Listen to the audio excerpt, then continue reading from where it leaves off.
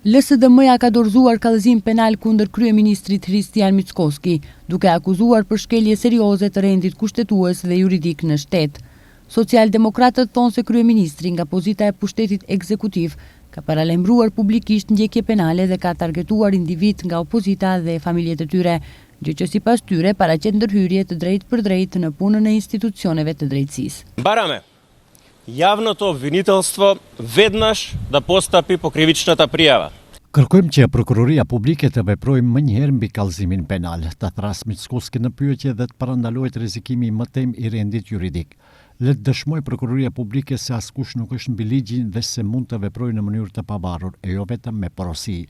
LSDM nuk do të tërhiqet para kërcënimeve.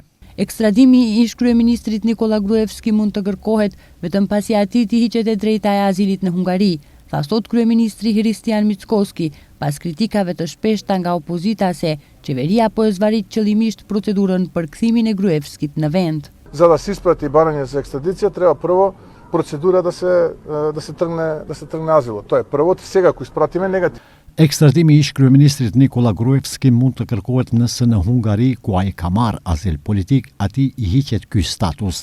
Në të kundërtën, përgjigja ndaj një kërkese të tillë për ekstradim do të jetë negative.